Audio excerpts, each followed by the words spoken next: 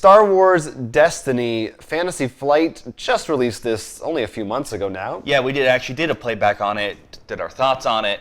I think they just came out with the first, or about to, with the first expansion. We both liked the game pretty well. Yeah. We had good things to say about it. If you like Star Wars, you'll like this. You like CCGs, you like Star Wars, it's pretty good. Well, they came out with an announcement about their upcoming sets that is a little bit concerning, a little bit strange, to say the least. Yeah, they pretty much said that this set is pretty much on the final print run. They're already pretty much stopping it. Mm-hmm. And that all the other sets, the starter sets will continue until they make a new starter set, then they'll stop these. And this process will pretty much continue with all the others. They're really only going to do one print run. Right. Every expansions from now on that are released, they said there's going to be 2 a year, I believe, plus a starter set, are going to be one and done. They're going to print them, and when they're gone, that's it. They're not sending any more out. We don't know how big those shipments are going to be, but we know that if you want them, you probably want to buy them when they're available immediately, because if you wait, other than the secondhand market, they say it's not going to be around anymore. Which is not, it seems like a very strange decision coming from a big company and a brand new game that's, you'd think, they're still kind of finding its feet. It's not magic or anything yet, if it ever would be. Like, why would they want to limit these sets? It's expensive. I think it's literally just the dice are expensive to make, so they're like, we're not going to keep focusing on them. But I think it's a terrible decision, especially because if you think about it, you mentioned how this game company, but you forgot to mention that Fantasy Flight has a lot of the pro gaming, the X-Wing competitions, Android Netrunner. They're not new to that. They know the tournament scene. Mm-hmm. And I feel they just killed any chance, really, of a Star Wars Destiny tournament scene. Unless this set, which I don't think you read anything about, was, overpowered, and they're like, we got to get this one out. No, because they've said it about everything. So, I don't know if it's been around long enough. I don't think they have anything like a standard format or anything for Destiny.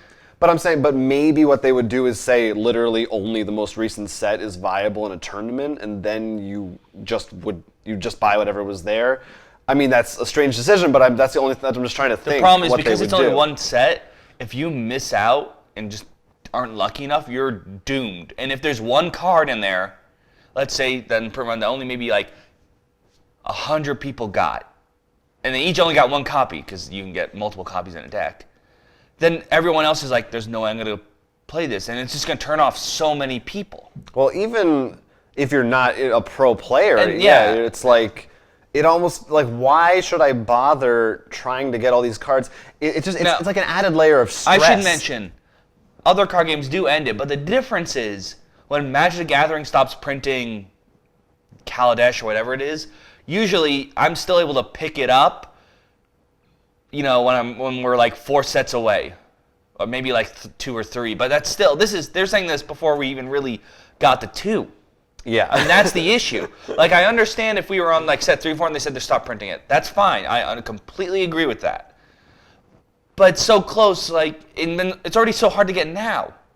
I just think it's a terrible decision. Well, it's also weird because it's such a young property. You'd think they want to get as many people as they can playing it. So to limit that, maybe part of their thinking is it's to simplify the process so that people don't say, oh, I have to go back and buy all these sets. They are just, if you want Star Wars Destiny, there's a box.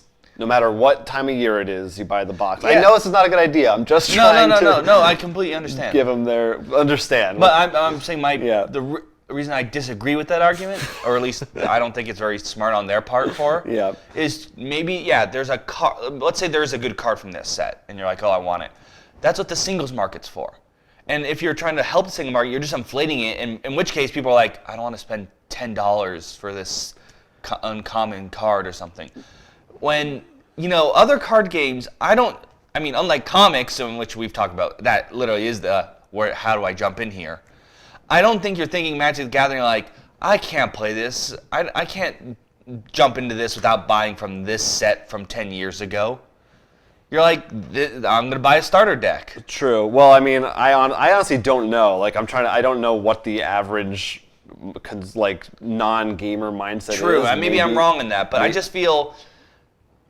I don't feel it's a big enough force in this case because you could still play a good deck with whatever cards are if they're available. But apparently they're not. Well, you mentioned the singles market. 'Cause this is also kind of a blow to retailers in that they're going to have a much smaller pool of cards available at any given time to sell as singles. Well, they're also going to jump in price though. That's true. You're gonna. They might be sold for well above retail value because they're instantly rare, one-of-a-kind commodities. It is a really weird thing. I really, and they had, even in their whole page, they never really said why they were doing this. They just said they're doing it. And they don't seem to be slowing down. Like, they said 2 sets a year plus starters. It's one of the weirdest things I've ever seen a company do. Maybe when they say one print, it's just such a huge print. But if we're looking at how big the original set, I guess it's just Star Wars Destiny, is that what the first Awakenings. Awakenings? Yeah. That sold out, like, I would say it's reasonable if there were warehouses and warehouses and, like, stores would always have them. I mean, if you see Targets with them, then I'd say you probably did an okay print run. Yeah, but no, that's not the case. It's No. hard. It's hard to get a hold of those original sets, and it's I don't know what's gonna. I don't know if people will be really discouraged by this. I mean, how can they not be? How can they not expect to see a dip? Right? Like the set you saw us play, they're yours, and because do you feel like because you're like maybe I'll get into it. You're like we have other things, but now like how do you feel about that? I mean, I'll be honest. We've talked about a long time. It's hard to get into CCG. We don't have a lot of time to keep up with them. Right, but it wasn't. But before, you're still like, I enjoyed it. Maybe. This definitely. If there was any part of me that was like, oh, I'll buy the next set if it looks cool. Now, because it's not worth the hassle of. I don't want to have to play the game of I got to pre-order if I want, and I got to go online and fight or stand in a line for somewhere. Random. Yeah, for cards, I don't even know if it's a guaranteed, with boosters and stuff. It's definitely not.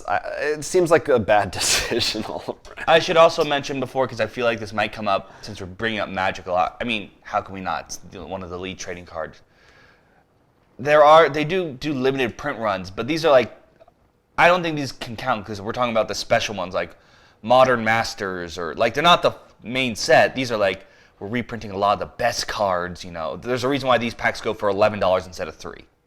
So, or the rare, like, Vault Dragons. We're not counting exclusive stuff. Like, that's fine. This isn't exclusive. This is your bread and butter for the game. It shouldn't be hard to get. So, as you can see, we're passionately confused by this announcement. It's very strange. If you're out there and you maybe work for Fantasy Flight or you are a Star Wars Destiny player and have any ideas as to... Like, maybe I'm wrong. Maybe there is plenty out there, but I just feel like this seems like a... Like, how are they even... Because even if it's a huge shipment, they've got to accurately predict how many people are going to want to buy it. It's such a weird... From every angle, it makes no sense. So, I don't know. I'm curious to hear what people think about this. If you've played Star Wars Destiny, because I know some of our viewers have, and like, what does this mean for you going forward? It's a weird old thing, that old thing. But and I don't know. I want to say they'll probably reverse it, but it's like they clearly put a lot of thought into it. It seems strange if they flipped on it so quickly. There must be something there. I guess, like you said, it's just they just don't want to have to put the effort in of printing multiple sets at a time. Maybe they just have so many manufacturers devoted to X-Wing and Armada and all these other but games. Lucky for you, you can still get every single Star Wars LCG pack. You're welcome. If you enjoyed this video, it was just a snippet of our full-length podcast, which you can find on our YouTube channel every week. So please go ahead, like, and subscribe for more board game-related content coming at you in the future. And don't forget to check out RollForCrit.com, where we actually sell a lot of the games we talked about, as well as post news and all our other videos. Until then, I'm Will Keeler. I'm Jonathan Estes, and this is Roll for Crit.